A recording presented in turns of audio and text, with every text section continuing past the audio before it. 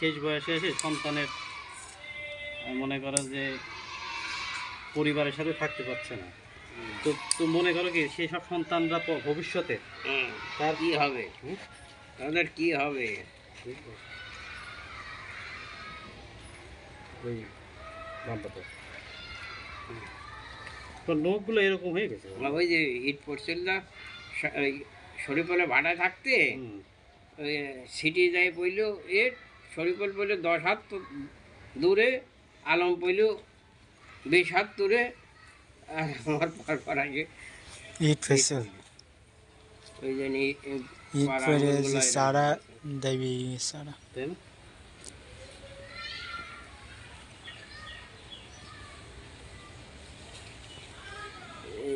Edit মানে পড়ছিল অল্প, আর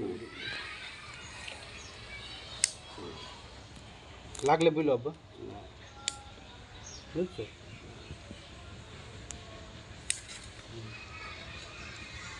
স্বর্ণক একটু ভিজাই না রাখলে শক্ত তো কাটতে গেলে ব্যথা লাগে না। যাক আসলে আব্বা, এই যে অনেক সন্তানরা যাতে বাপ মারা গেছে বাপের কবরের পর্যন্ত যায় না, আসলে দুনিয়াতে নেক্সট সন্তান রেখে দিতে পারলেই কিন্তু একজন পিতা সার্থকতা, কথা বুঝতে পেরেছো?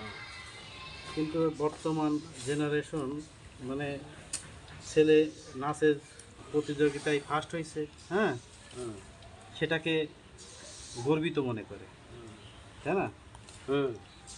বলছে যে এরকম বলছে কি জানো আপনার, মানে আমি অবাক হয়ে যাই, ইসলাম আসলে কতটা জ্ঞানহীনতার পরিচয় দেয়। মেয়েকে সাজাই গোজাই ড্যান্স করাতে নিয়ে যাচ্ছে, বলছে যে ভাই আমার মেয়ে আজকে স্কুলে ডান্স প্রতিযোগিতা করতে যাচ্ছে, দোয়া করেন।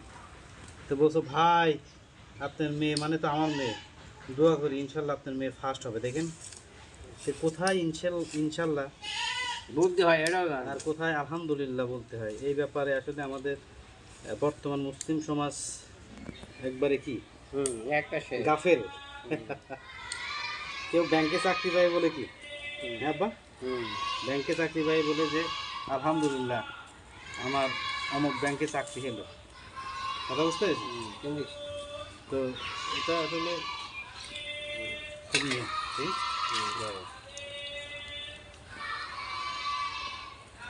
তোমার এই মত ওই আর একদিন ইয়ে দিতে হবে,